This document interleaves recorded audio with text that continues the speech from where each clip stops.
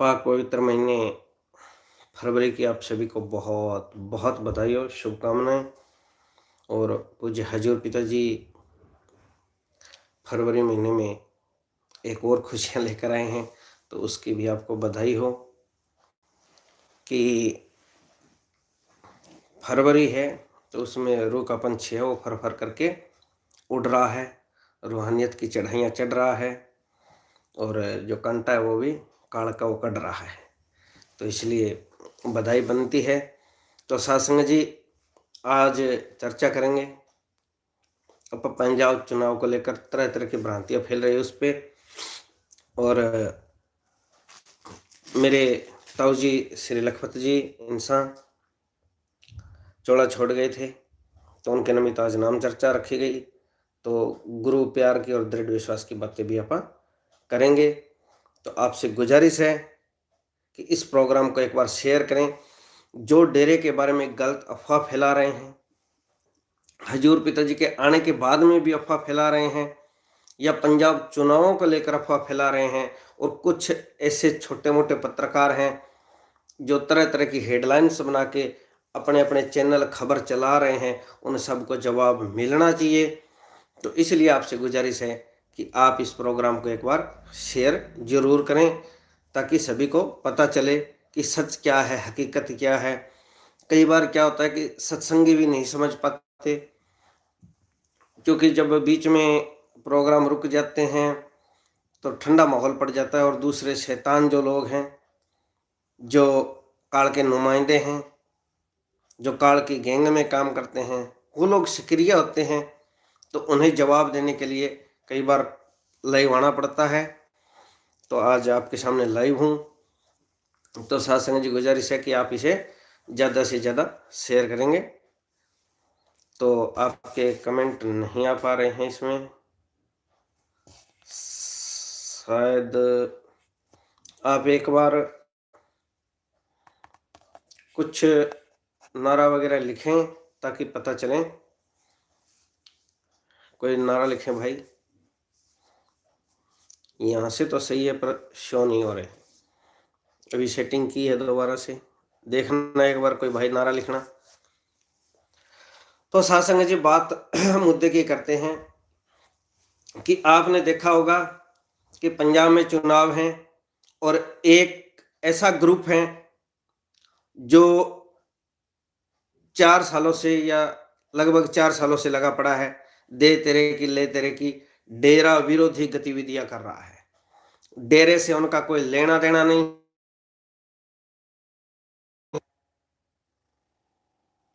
हर बार कहा गया है कि वो डेरे से जुड़े हुए नहीं है, वो डेरे के लोग नहीं है, डेरे के नुमाइंदे नहीं है, डेरे के आगू नहीं है, और डेरे का कोई धड़ा नहीं है, और जो सच्चा डेरा प्रेमी है वो उनके साथ कोई खड़ा नहीं है। ये बात पक्की है, हर बार कह दी, फिर भी कुछ न कुछ मीडिया वाले बात को हवा देने के लिए, अपने प्रोग्राम चलाने के लिए, लाइक कमेंट शेयर, कुछ अर्निंग के चक्करों में उन्हें लाइव ले लेते हैं और वो बकवास करते रहते हैं। तो आज अपने उसी मुद्दे पर चर्चा करनी है कि क्या साध संगत में वाकई 2 धड़े हैं। क्या साध संगत को लगता है कि वो सही है, और इस चीज का मैं आपको सबूत भी दूंगा कि 2 धड़े नहीं है, साध संगत उनके पीछे नहीं है। कुछ चंद गधे पिताजी ने जो बोला था वचन वही है, कुछ भेड़ें हैं, एक भेड़ कुएं में गिर गई तो उसको देखकर गिर रही है, तो ऐसी कुछ भेड़ें हैं। तो उन भेड़ों के बारे में जिक्र करेंगे। तो आप एक बार गुजारिश है कि प्रोग्राम को शेयर करें। तो सत्संग जी आज एक चैनल है सिरसा का, उसने अपने एक प्रेमी भाई का इंटरव्यू लिया, बहुत अच्छी बात उन्होंने बोली, शायद वो कोई बलाक भंगीदास हैं, उन्होंने कहा कि साध संगत एकजुट है, और डेरे की तरफ से बार बार कहा जा रहा है कि साध संगत में कोई दो फाड़ नहीं है, कोई ऐसी बात नहीं है। पर कुछ लोग हैं जो बार बार ऐसी पोस्टें डाल रहे हैं, NOTA NOTA NOTA NOTA NOTA NOTA. ठीक है, तो इसके पीछे कारण क्या है? एक आदमी अपना इतना टाइम नोटा के लिए लगा रहा है, तो उसके पीछे कारण क्या है? वो एक भजन है ना कि एक झोली में फूल भरे हैं, एक झोली में कांटे रे, कोई कारण होगा। ठीक है, बांटने वाला बांटे रे, कोई कारण होगा। तो कोई तो कारण है, और वो कारण जब तक समझ में नहीं आता तब तक उनकी बातें दिमाग में कहीं ना कहीं आपको भी कचोटती है। सोचते हैं कि यार हो सकता है ये सही बोल रहे हो सकता है, पर सही है ये चीज नहीं है। तो ऐसी तमाम भ्रांतियां हैं, उनके ऊपर अंकुश लगना चाहिए। और वो कैसे लगता है और क्यों तिल मिलाते हैं, क्यों उन्होंने पोस्टों पे जोर दिया, उनको मजबूर किसने किया ऐसी पोस्टें डालने के लिए, ये तमाम बातें जारी रखेंगे। तो साध संगत जी, बात ये है कि पंजाब में भंडारा आया, उससे पहले से एक कालिया गैंग ग्रुप है, जिसे आप कालिया गैंग लिखने से समझते हैं, और वो भी अच्छी तरह से समझते हैं कि काल के नुमाइंदे हैं जो दयाल के रास्ते पे चल रहे हैं, उन्हें भ्रमित करने में लगे हैं, वो कालिया गैंग है। स्पष्ट और सीधी बात है, कोई तर्क वितर्क नहीं है इसमें, कोई लुका छिपी नहीं है।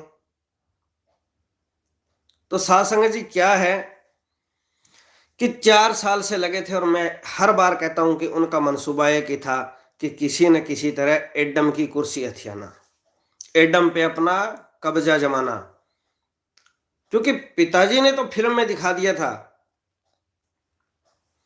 कि जो फिल्म थी उसके अंदर पिताजी ने यह दिखाया कि कुछ लोग आते हैं जो मंत्री संतरी बन के बैठ जाते हैं, राजा तक बन जाते हैं, एलियन पिताजी ने दिखाया। पर जहां पे हजूर पिताजी का परिवार था, जानकार थे, साथी थे, तो उसके मुल्क में कब्जा तो हो जाता है, वो पागल हो जाते हैं, पर जो उनका दायरा है उसके अंदर एलियन नहीं आता। वहां पे पिताजी जाते हैं, देखते हैं और उन्हें आशीर्वाद देते हैं, और वो ठीक हो जाते हैं। अब सीधी यानी कुछ न कुछ बातें मैच करती होती है कि बिल्कुल हूबहू तो वो चीज नहीं दिखा सकते, नहीं बता सकते, पर कहीं न कहीं घटनाएं मैच कर जाती है, और ऐसे ही ये घटना मैच कर रही है कि साध संगत है वो गुरु प्रेम में पागल है, मस्त है, जिंदा राम की रजा में रह रही है। हजूर पिताजी ने रजा में राजी, इसके ऊपर न जाने कितने शब्द लिखे, कितनी सत्संगे की, कितना बताया। तो वो रजा में रहना क्यों सिखाया? रजा में राजी रह के प्रेमी जिया करते हैं, प्रेम पाके जो मुर्शिद का जिया करते हैं, ये शब्द है। तो वो रजा में है और रजा में राजी। तो अब उस रजा को बिना वजह से कोई न कोई साजिश का रूप दिया गया और उस पे कब्जा करना चाहा, पर कब्जे के मंसूबे सफल नहीं हुए। वो लोग एडम में बैठना चाहते थे, ये बात 1000 बार प्रूव हो चुकी है। उन्होंने न जाने क्या क्या कोशिशें की है, कहां कहां से तार जुड़े हैं, लोग फिरौती मांगने वाले भी उनके साथ जुड़े थे और वो पकड़े भी गए थे। कितने लोग उनके साथ जुड़े और उनका साथ छोड़ गए। क्यों छोड़ गए? क्योंकि गलत थे। पर जिन्हें कुछ न कुछ टुकड़ा डाला जाता है, जिन्हें लालच दिया जाता है, सबज बाग दिखाए जाते हैं कि मैं इस ओहदे पे बैठूंगा, तू इस ओहदे पे बैठेगा, इसलिए बोलता रहे। चल तू ज्यादा सामने ना भैया, थोड़ा थोड़ा बोल तो थोड़ा थोड़ा मिल जाएगा। तो ऐसे चौंचलेबाज लोग हैं ये, इनसे बचें। डेरे की संगत कहीं भी दो फाड़ नहीं है। इनकी चूड़ें हिल चुकी हैं। इनकी चूड़ें हिली जब प्रोग्राम हुए बड़े बड़े भंडारों के, जब मानवता भलाई के काम चले, साध संगत एकजुट होकर, जब कोरोना काल में घरों से कोई बाहर नहीं निकल रहा था, तब दिन रात एक करके जो स्वास्थ्य कर्मी कोरोना योद्धा थे उन्हें जा जाके सैल्यूट ठोक रहे थे, पुलिस कर्मियों को सैल्यूट ठोक रहे थे और उन्हें नींबू पानी दे रहे थे, फल वितरित कर रहे थे, गरीबों के लिए खाने की व्यवस्था कर रहे थे। तो उस टाइम साध संगत लगी थी। तो बात यह आती है कि साध संगत में दो फाड़ होती तो साध संगत सेवा ना करती, इतने तन मन धन से ना लगती। पूरे हिंदुस्तान से विदेशों तक से फोटो आए थे, वीडियो वायरल हुई थी कि साध संगत सेवा कर रही है। मेरे एक जानकार थे, इधर यमुनानगर साइड से कोई बड़ी पोस्ट पे हैं, तो वो उस कोरोना के दौर कोई काम से गांव आए थे, तो किसी के बैठे थे तो चल पड़ी कि जी वो फलाने ये कर रहे हैं, वो कर रहे हैं, ये कर रहे हैं। उसने कहा जी मुझे नहीं पता कौन क्या कर रहा है, पर मैं रास्ते में आया हूं तो रास्ते पे मैंने ग्रीनस के सेवादार देखे हैं, डेरा सच्चा सौदा से जुड़े लोग देखे हैं, मैं वहां से यहां तक आ गया हूं। इस 300 किलोमीटर के सफर में, 400 किलोमीटर के सफर में मुझे कोई और नहीं मिला, सिर्फ डेरा सेवादार मिले। तो अगर डेरा की संगत में दो फाड़ होता, अगर कोई इनके पीछे लगने से संगत टूटती, सेवा छोड़ती, तो उस टाइम सेवा ना करती। आज सेवा क्यों कर रही है? दूसरा, पंजाब के सलाबतपुर में भंडारा हुआ, 25 लाख के करीब संगत पहुंची। इतनी बड़ी तादाद में साध संगत पहुंची, एक बंदे ने चूं चरा नहीं की, टस से मस नहीं की, सिंगल एक बंदे ने। और जो काल के नुमाइंदे थे, काल के दल्ले थे, काली गैंग के लोग थे, वो नाम चर्चा में नहीं गए। उससे पहले उस नाम चर्चा को, उस पाक पवित्र भंडारे को रैली रैली कह रहे थे। बहुत कुछ मन में आता है कि उन्हें बक दें, पर अच्छा नहीं लगेगा आपको। पर साध संगत जी, अगर एक सत्संग को रैली कहा जाए और एक प्रेमी का दिखावा करके अगर ऐसे खतरनाक मनसूबों वाले लोग ऐसा कर रहे हैं, तो आप सोच लें कि वो कहाँ के प्रेमी हैं, किसके हाथों बिके हुए हैं। नाम लेकर, जाम पीकर, गले में लॉकेट डालकर तो पहले भी लोग गद्दार हुए हैं और ये लोग भी गद्दार हैं। कोई एक वफादार नहीं है, सतगुरु का एक भी वफादार। अगर वफादार होता तो सेवा कर रहा होता, डेरे से जुड़ा होता, डेरे में किसी न किसी समिति में सेवा तो कर रहा होता। डेरा तो सतगुरु का है। अगर किसी बंदे से नहीं मिल बनती आपकी, तो चलो मान लिया जाए कि आपकी नहीं बननी, आपकी विचारधारा अलग है, उसकी विचारधारा अलग है। पर कोई तो कारण है कि ये डेरे जाना भी पसंद नहीं करते। नाम चर्चा का विरोध, राम नाम का विरोध राक्षस शैतान करते रहे हैं, और ये शैतान है, इस चीज में कोई दो राय नहीं है। फिर भंडारा हुआ अपने 25 जनवरी का, तो अब दिखा दें कि किसने दिखाया, किसने क्या कहा। हर जगह विरोध।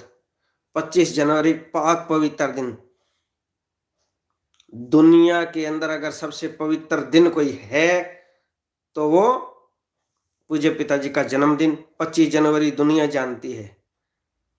अगर जनवरी महीना लगता है तो लोग ये बातें करने लग जाते हैं गांव में आसपास कि भाई अब तो प्रेमियों का त्योहार आ गया, अब प्रेमियों का टाइम आ गया, 25 जनवरी मनाएंगे। लोगों को पता लगने लग जाता है। और ये काल के नुमाइंदे 25 जनवरी का विरोध कर रहे थे, तो ये कहां से प्रेमी हो सकते हैं? क्यों इनके पीछे आंखें मूंद कर लगे हो? और फिर मीडिया दिखाता है कि दो धड़े, धड़े दो नहीं है। अगर धड़े होते तो उस नाम चर्चा के अंदर लोग ना जाते, लोग श्रद्धा से नाच न रहे होते। 4 दिन प्रोग्राम चले, 3 दिन प्रोग्राम चले, कितने के लोगों ने आके विरोध दर्ज कराया कि जी नाम चर्चा नहीं होने देंगे, हम तो दूसरे धड़े से हैं जी, तीसरे धड़े से हैं जी। किसी ने नहीं कहा, सब सतगुरु की रजा में राजी। साध संगत ने उत्साह से भंडारा मनाया और सतगुरु ने तमाम रहमतें लुटाई। पाक पवित्र शाही चिट्ठी भी आई। हजूर पिताजी कहते हैं ना, जिन ऐसा कर्माणी उम्मीद हमारा सोए। वचन फरमाते हजूर पिताजी। तो बात वही है कि जिन्होंने विश्वास कर लिया, सतगुरु का मुरीद बन के बातों पे भरोसा किया, जो सतगुरु का मीत है, मित्र है, उसने भरोसा किया, उसने रहमतें लुटी, और कुछ काल के नुमाइंदे अब भी उस पर सवाल उठा रहे हैं, पर धड़ा तो नजर नहीं आया कहीं। धड़ेबाजी क्यों कही जा रही है? अब पंजाब है तो पंजाब की साध संगत है, उसमें से कितने एक लोगों ने कहा है, 20 लोग एक वोट फॉर नोटा, एक कागज लेके खड़े हो जाते हैं और खुद प्रेस नोट देते हैं, खुद मीडिया में शेयर करते हैं, मीडिया वालों को देते हैं कि जी हमारी लगा दो, और उनकी लगा दो तुम्हारी चल जाएगी। तो खुद वो कर रहे हैं, उनका खुद का ड्रामा है, वो खुद का प्रमोशन कर रहे हैं, कुछ भी नहीं है। और एक न एक दिन देख लेना कि जो उनके पीछे लगे हैं वो आज की तारीख वार नोट कर लें कि जिस दिन हजूर पिताजी स्टेज पे आए, जब भी बात चली ऐसी बातों में, तो हजूर पिताजी ने वचन करने ही करने हैं कि जो इस दौर में जो योद्धा बन के खड़े रहे, सूरवीर बन के खड़े रहे, तो उनके लिए वचन करने हैं। और जो दरबार के खिलाफ इस दौर में भी साजिश में शामिल रहे, उनका क्या असर होगा ये आप सोच ले, क्योंकि पिताजी ने वचन पहले भी किए हैं कि जिन्होंने राम नाम को रोकने की कोशिश की है उनका असर बुरा होना है। तो जो इस मिशन के दौर में ऐसा कर रहे हैं उनके लिए तो पता नहीं शहंशाह जी ने क्या कहना है। और उस वक्त आपकी नजरें किसको देख रही होगी? खुद के पैरों की उंगलियां या नाखून गिन लेना, नीचे नाड़ झुकाकर, नाड़ नहीं ऊपर उठा पाओगे, ये पक्का वादा है, आज की बात लिख लेना। कई बार क्या होता है कि पुराने बुजुर्ग बैठते हैं, पुराने सत ब्रह्मचारी बैठते हैं और बैठते हैं, वो बातें करते हैं कि जी हम परमपिता जी के साथ वहां गए, उस दौर में वहां हुआ, वहां उस डेरे में ये हुआ, वहां पे वो लोग आ गए, वो चले गए, ऐसा किया हमने, वहां पे ऐसा किया, सतगुरु ने हमसे ऐसा करवा लिया, हम तो कौन थे जी। यानी बहादुरी के किस्से सुनाते हैं, जज्बे के किस्से सुनाते हैं। और जो इस दौर में सेवा कर रहे हैं वो भी अपने जज्बे के किस्से अपनी आने वाली पीढ़ियों को सुनाएंगे, लोग भी उनका जिक्र करेंगे। पर ये लोग क्या कहेंगे? जदों आ गया बाग दमाली, कि जिस दिन पिताजी आ गए उसके बाद ये अपनी औलाद को क्या कहने लायक रहेंगे कि जब पिताजी मिशन पे थे तो मैं किसी काले कलूटे के पीछे लगकर सतगुरु के दर से गुमराह हो गया था, मेरी किसी ने अकल निकाल ली थी, मुझे सतगुरु के दर से दूर कर दिया था, बेटा तू दूर मत होना। ये बातें इनके मुंह से सुनने को मिलेगी, हकीकत में मिलेगी, क्योंकि पहले भी ऐसा हुआ है। बहुत लोग डेरे के गद्दार रहे हैं और आज भी उनके परिवार डेरे में जाते हैं और लोग कह भी देते हैं कि तेरा परिवार तो यार वो है। हाँ भाई वो थे, वो ऐसे थे, तो आप वैसे ना बनो कि आपका नाम चंद गद्दारों में शामिल हो जाए। किसी के पीछे ना लगो, दिमाग गिरवी मत रखो, मालिक ने दिया है इसको गिरवी मत रखो। आपने तो दिमाग सौंप दिया है कि वो आपसे जो मर्जी टाइप करवाए, आपके पास एक पोस्ट भेजते हैं, एक लेटर भेज देते हैं, उसके अंदर ये लिखा होता है जी, ये लिखा होता है, ये देखिए ये कॉपी है जी, हाई कोर्ट की कॉपी है, फलाने कोर्ट की कॉपी है, फलाने केस की कॉपी है, फलाने बंदे की गवाही है, और आप उसके नीचे अनर्गल लिखा होता है, ना कुछ जानते ना पहचानते, दे तरह की ले तरह की, शेर पे शेर। दिमाग गिरवी रख रखा है आपने?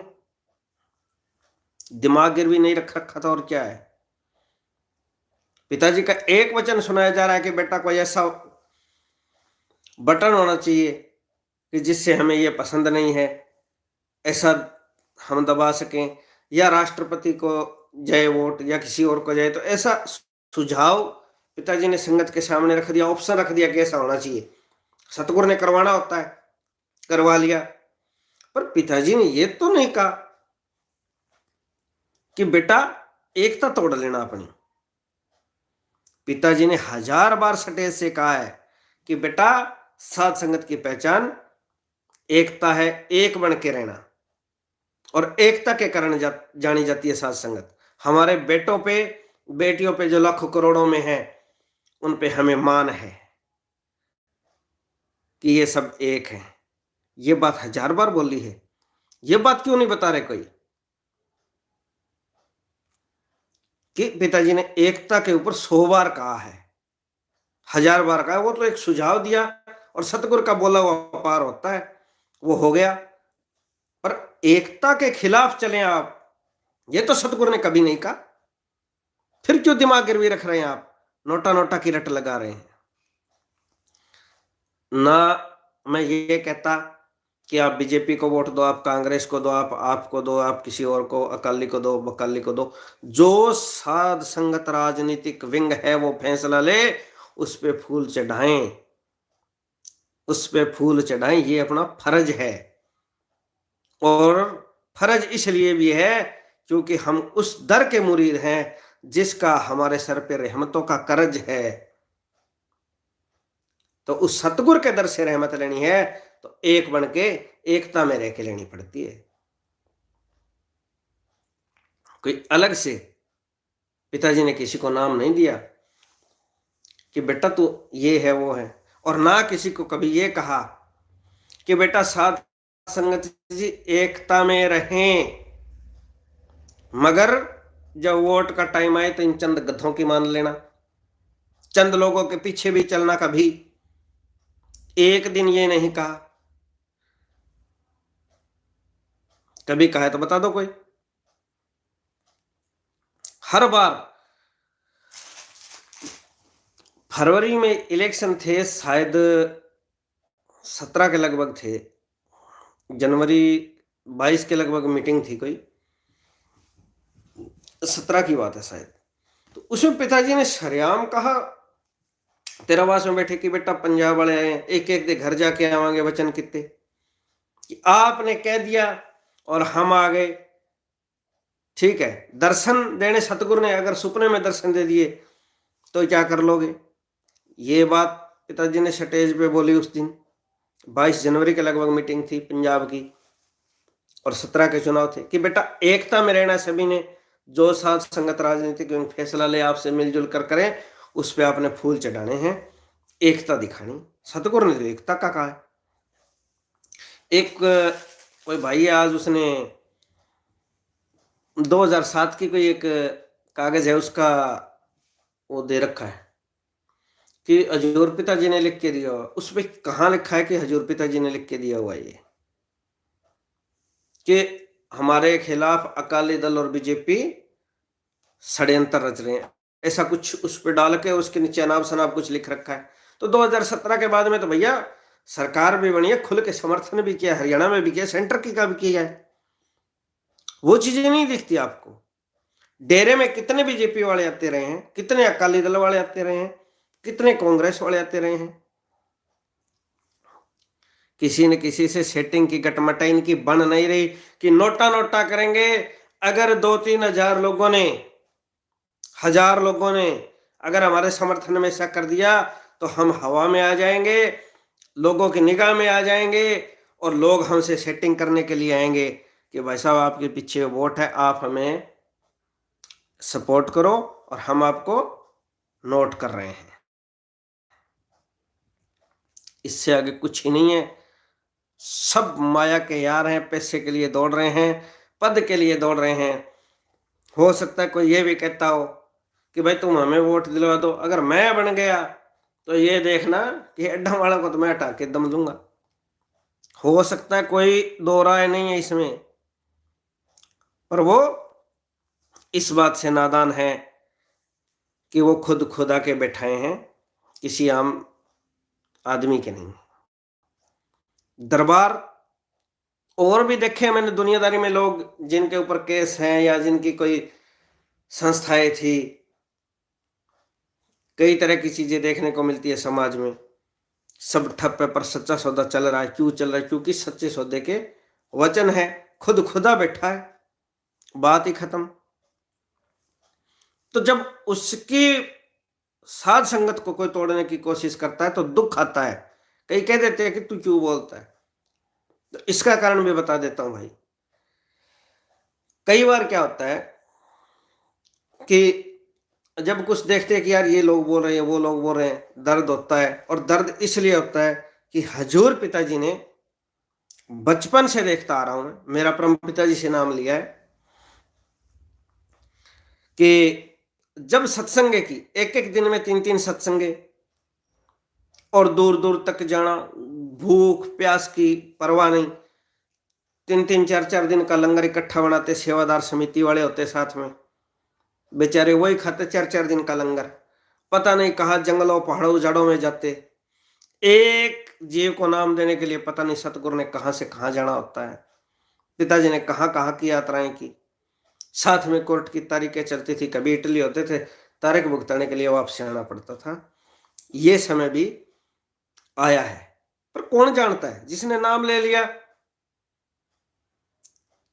घर बैठा गुरु गुरु करता रहा, उसे क्या पता कि क्या चल रहा है, सतगुरु किस रूह के लिए कहाँ गया हुआ है, क्या कर रहा है, कितना दुख कष्ट उठाना पड़ रहा है, किसी ने कोई ध्यान नहीं दिया। रात के 2-2 बजे 3-3 बजे हजूर पिताजी वापस आते, एयरपोर्ट से रोड सेवा लगती, इतनी धुंध होती कि अगर किसी के घर में कोई बीमार हो जाए, कितनी भी इमरजेंसी हो, कोई आदमी को लेकर ना जाए। पर मेरे याद है कि हम 2 लोग होते थे और रात को मोटरसाइकिल पे निकल के जाते थे, हाथ से हाथ नहीं दिखाई देता था। जब सतगुरु आते, एक खुशी होती, पास से गुजरते, चाहे दर्शन ना हो, नारा लगा दिया, बस सेवा मंजूर, और खुशी खुशी घर आ जाते थे। पिताजी एक एक जीव के लिए घूमे हैं, और सत्संगों में जाते, हम नाम जाम टीम में जाते, पता नहीं लोग क्या क्या कहते, क्या क्या सुनना पड़ता, किस किस को जवाब देते, क्या क्या लोग बातें बनाते, सबको जवाब दे के कहीं न कहीं किसी न किसी तरीके से, चाहे 5 चढ़े, 10 चढ़े, 100 चढ़े, कई बार 20-20 बसें भी हो जाती थी।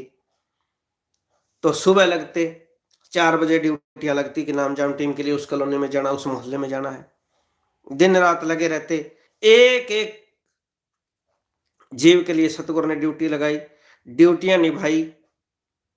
तो आज अगर उन जीवों को डेरे से दूर किया जाता है किसी साजिशन तरीके से, किसी काले पीड़े के हाथों बिक के, तो भैया दुख आता है और तब बोलना पड़ता है, वरना कोई बोल के राजी नहीं है। सभी को अपनी चमड़ी प्यारी है, कोई बोलना नहीं चाहता, पर दुख आता है। एक अपनापन है डेरे से, और इतना जबरदस्त अपनापन है कि हर रिश्ता, हर रूह, हर चीज, सब कुछ छोटा पड़ जाता है। मेरी मैडम का ऑपरेशन होना था, हॉस्पिटल में एडमिट थे, और पिताजी आने थे, रोड सेवा लगनी थी। वो रो रहे थे कि जी ऑपरेशन होना, ये वो। मैंने कहा रोड सेवा है, और जहां मेरी ड्यूटी थी मैं वहां नहीं पहुंच पाता। मैंने कहा मैं लाल बत्ती पे जाता हूँ रोड के ऊपर, और वहां पे ड्यूटी देता हूँ, एक बार वहां से बाजार है, गुजर जाएंगे पिताजी, फिर मैं वापसी आ जाऊंगा। अब मेरा जाना हुआ, जाके मैं सोटी लेके खड़ा हो गया, हजूर पिताजी का काफिला आया। मैंने अर्ज की कि पिताजी आप तो डॉक्टर हैं, आपके नाम के आगे डॉक्टर लगता है, और आपकी बेटी है और वो दर्द से करा रही है, क्या मतलब बनता है, करना इलाज। इतनी बात कहने की देर थी, उधर से डॉक्टर ने कहा ऑपरेशन नहीं करना, सब नॉर्मल। तो वो चीजें देखी है, सतगुरु को देखा है, मैंने खुदा के रूप में देखा है। आज एक किसी मनमते के पीछे लग जाएं, खुद की चमड़ी जिसको प्यारी लगती है, क्या हम उसके पीछे लग जाएं? इतनी अक्ल तो सतगुरु ने दी है, पढ़े लिखे हैं भैया, पढ़े लिखे लोगों में बैठते हैं, इतनी संगत में गए हैं, इतने सालों से सत्संग सुन रहे हैं, 6ठी पीढ़ी चल रही है, बेपरवाह मस्ताना जी से जुड़ा हमारा परिवार है। कोई एरी गेरी किसी की बातों में ना तो कभी आया परिवार, पता नहीं क्या क्या तूफान देखे हैं। जब रास्ते में सत्संग में जाते थे लोग, तब रात को लोग कांटे बिछा देते थे, कच्चे मार्ग होते थे उस टाइम। मेरे दादा दादी सत्संग में जाया करते थे और रास्ते में कांटे बिछाए, आज सतगुरु ने फूल बनाए हैं। ऐसे ही आस की नहीं पाई, ऐसे नहीं बोला जाता।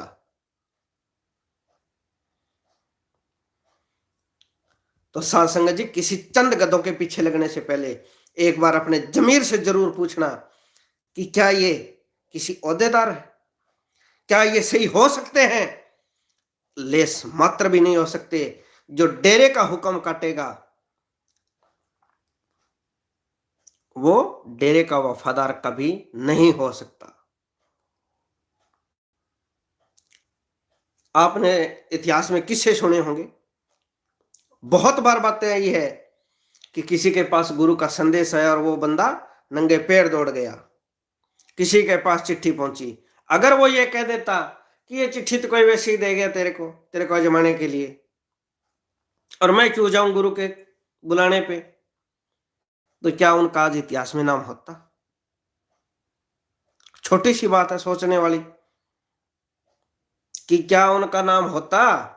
अगर वो कह देते कि ना भाई गुरु आके कहे मेरे को तो कि भाई मैंने चिट्ठी लिख दी तेरे नाम और तू चल ये काम करना है, क्या किसी ने की ऐसी जिद्दी?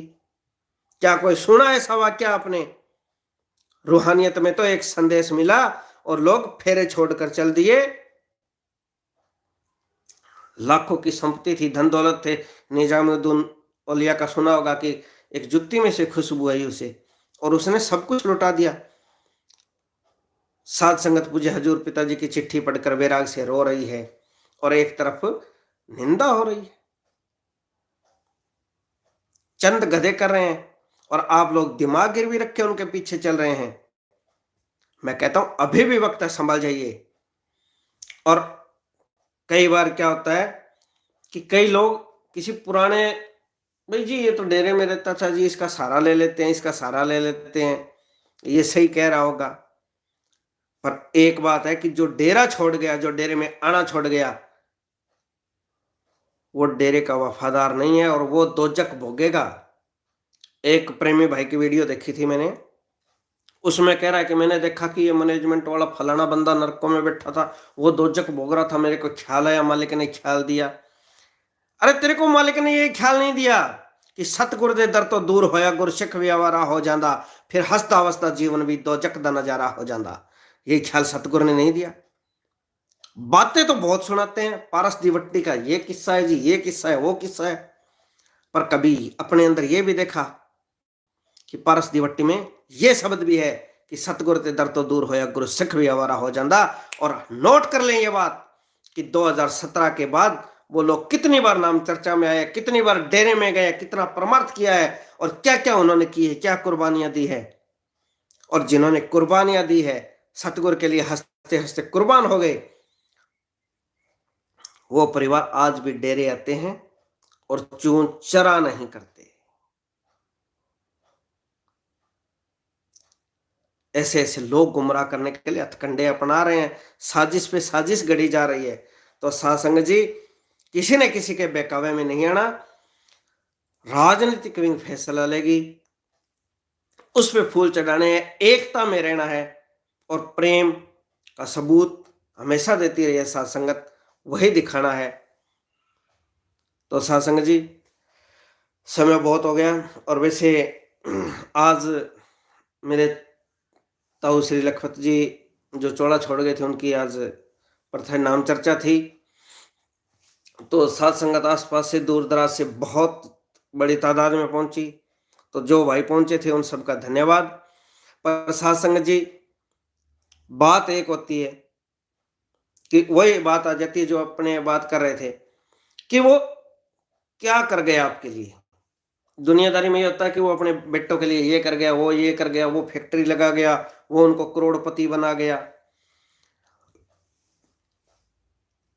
पर सबसे बड़ी बात ये है कि वो क्या दे गए, तो वो एक अच्छा रास्ता दे गए, अच्छी सीख दे गए, एक उदाहरण दे गए कि 3-3 4-4 पीढ़ियां जिनके सामने मौत मंडरा रही हो, हाहाकार मची हो देश में, और वो घर आराम से बैठे थे और अपने बेटों बेटियों को कह रहे थे कि बेटा डेरे में रहना, हुक्म में रहना, सेवा करना, किसी की लेस मात्र बात मत सुनना। ये वो दे के गए हैं, ये दृढ़ विश्वास दे के गए हैं, ये भरोसा दे के गए हैं कि सच्चा सौदा सबसे अलग है।